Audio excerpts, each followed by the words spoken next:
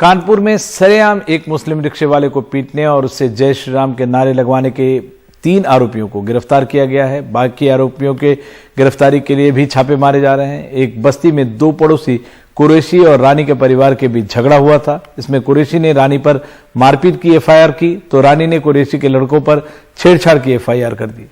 बजरंग दल इसमें कूद पड़ा और उसने वहां जाकर प्रदर्शन भी किया।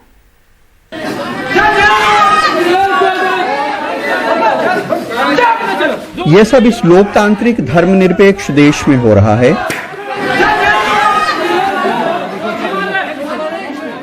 पिटते हुए बाप को बचाती हुई उसकी बच्ची उसे लिपट कर रोती है, लेकिन धर्म के नाम पे ये करने वालों को उस पर रहम नहीं आया। पिटने वाले अफसार पे ना कोई आरोप है, ना उनके खिलाफ कोई एफआईआर।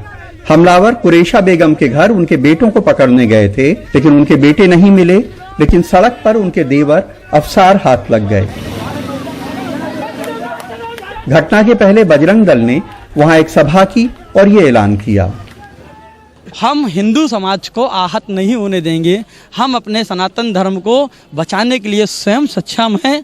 अगर हमारा हिंदू परिवार किसी भी प्रकार से परेशान रहेगा, हम उसके लिए खड़े हैं। कानपुर के कच्ची बस्ती मोहल्ले में कुरैशा और रानी अगल बगल रहती हैं। यह झगड़ा रानी के दरवाजे में कुरैशा के लड़के की बाइक लड़ने से शुरू हुआ था। 12 जुलाई को कुरैशा ने रानी और उनके पति पर मारपीट की एफआईआर लिखवाई। 31 जुलाई को रानी ने कुरैशा के 3 लड़कों पर छेड़छाड़ की एफआईआर करवाई।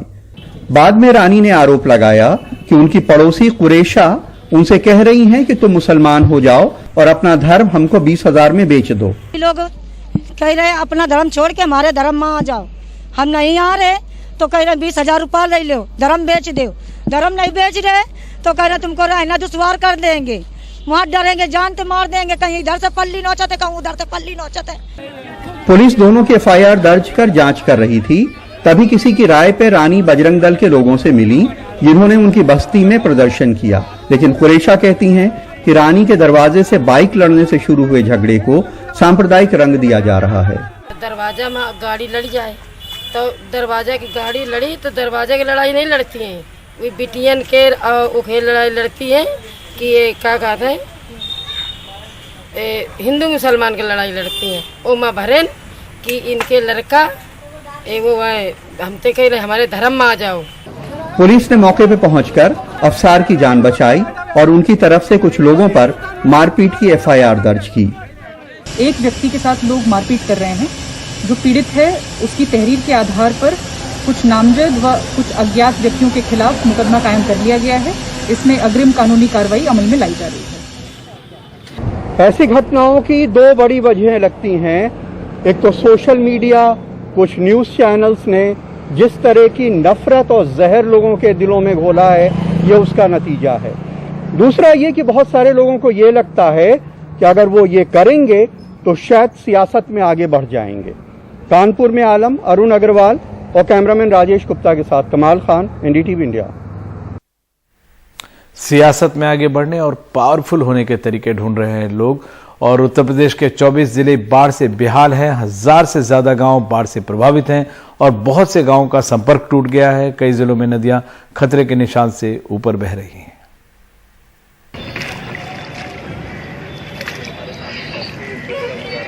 उत्तर प्रदेश में सैलाब आफत ढा रहा है।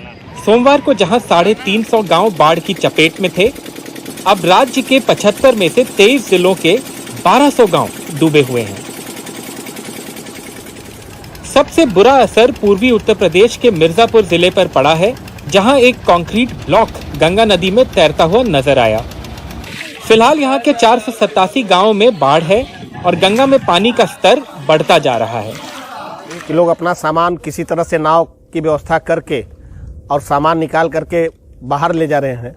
उसी तरह से अपने गाय, बैल, बछड़े को भी निकाल करके बाहर ले जा रहे हैं। प्रयागराज में भी भारी बारिश से लोग डरे हुए हैं। बुधवार सुबह को 24 घंटे बाद यहाँ बारिश तो रुक गई, लेकिन वो औसत से 1200% ज्यादा थी। नजदीक ही मध्य प्रदेश की सीमा से लगे चित्रकूट में 1500% ज्यादा बारिश हुई है। प्रयागराज में गंगा और यमुना का संगम होता है और दोनों नदियों में बाढ़ आई हुई है और पानी अभी बढ़ रहा है। उपग्रह की तस्वीरों से संगीन हालात का अंदाजा लगता है। जैसा कि आप देख भी रहे होंगे, एसडीआरएफ की टीम लगी हुई है, एनडीआरएफ की टीम लगी हुई है और हमने जो हमारे शरणालय हैं उनको भी एक्टिवेट कर दिया है। करीब 9 शरणालय हमारे एक्टिव हैं, जिसमें लगभग अभी 2500 लोगों को सुरक्षित स्थानों पर शिफ्ट किया गया है। उनकी पूरी देखभाल की जा रही है। बाढ़ का पानी प्रधानमंत्री मोदी की लोकसभा सीट वाराणसी के भी कई मोहल्लों में घुस गया है, खासकर उनमें जो गंगा के पास हैं। प्रधानमंत्री ने बुधवार को स्थानीय प्रशासन को फोन करके आश्वासन दिया कि सभी संभव मदद की जाएगी। उत्तर प्रदेश सरकार का ये कहना है कि फिलहाल स्थिति नियंत्रण से बाहर नहीं है, लेकिन अगले कुछ दिन किस तरह की बारिश होती है, इसी से शायद ये संकेत मिलेंगे कि क्या चीजें अब और वर्स होंगी उत्तर प्रदेश में। इंद्रेश पांडे, नितिन गुप्ता और कैमरा पर्सन विनीत वर्मा के साथ आलोक पांडे, एनडीटीवी इंडिया। अफगानिस्तान में तालिबान का कहर एक बार फिर बढ़ने लगा है। अब तालिबान ने दावा किया है कि अफगानिस्तान के दूसरे सबसे बड़े शहर कांधार पर उन्होंने कब्जा कर लिया है। अगर तालिबान का यह दावा सही है तो उसके पास सिर्फ राजधानी काबुल और कुछ छोटे मोटे क्षेत्र बचेंगे। तालिबान के प्रवक्ता के ट्वीट के मुताबिक कांधार पूरी तरह से जीत लिया गया है और मुजाहिदीन शहर में शहीद चौक पर पहुंच गए हैं। पिछले एक हफ्ते में 34 प्रांतीय राजधानियों में से 11 पर तालिबान का नियंत्रण पहले ही स्थापित हो चुका है। बताया जा रहा है कि तालिबान अब राजधानी काबुल से सिर्फ 150 किलोमीटर की दूरी पर है। इन सब के बीच काबुल दूतावास ने एक बार फिर भारतीयों को जल्द से जल्द अफगानिस्तान छोड़ने को कहा है। काबुल दूतावास ने कहा है कि भारतीय लोग एडवाइजरी को गंभीरता से नहीं ले रहे हैं। इसके चलते ही एक बांध की प्रोजेक्ट साइट से 3 भारतीय इंजीनियरों को इवैक्यूएट करना पड़ा। दूतावास ने पत्रकारों को भी आगाह किया है। साथ ही तालिबान के बढ़ते प्रभाव के बीच अफगान सरकार ने उन्हें सत्ता में भागीदारी करने का प्रस्ताव भी किया है।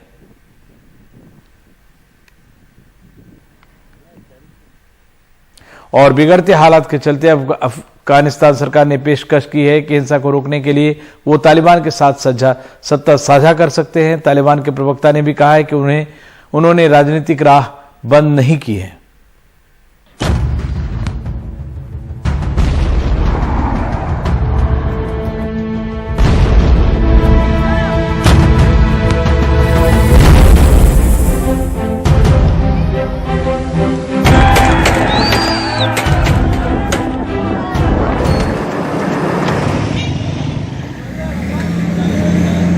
ये अफगानिस्तान के गजनी की ताजा तस्वीर है।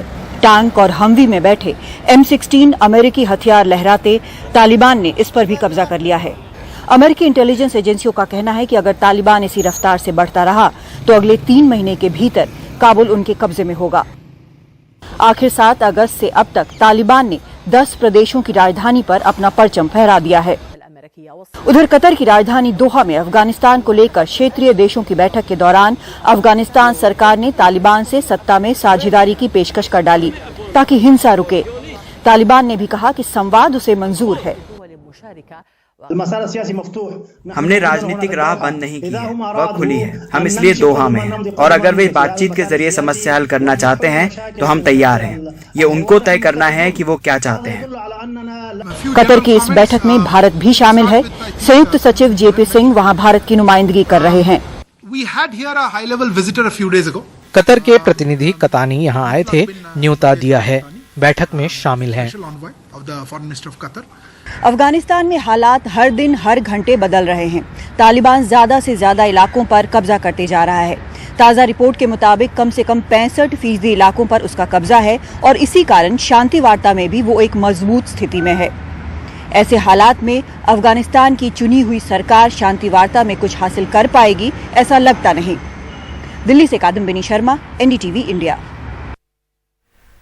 पंजाब के मुख्यमंत्री कैप्टन अमरिंदर सिंह ने पंजाब के ओलंपिक खिलाड़ियों से मुलाकात की और उन्हें सम्मानित किया। साथ ही उन्होंने कहा कि सभी खिलाड़ियों को डिनर पर बुलाएंगे और खुद खाना पकाएंगे। ओलंपिक में मेडल जीतने वाले सभी खिलाड़ियों को उन्होंने नौकरी का भरोसा भी दिया है। ये और बात है कि सपोर्ट स्टाफ इस बात की शिकायत कर रहे हैं कि उन्हें कुछ भी नहीं दिया गया।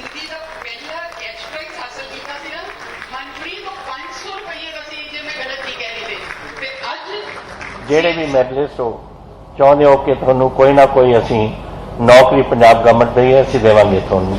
I think chief secretary Sahiba note ਕਰ ਰਹੇ ਨੇ ਇਸ ਨੂੰ मैं खाना इन्ना ज़्यादा खाने का शौक नहीं, लेकिन पकाने का जरूर शौक है। थोनू इक्के मैं खाना आप बना के खवाऊंगा।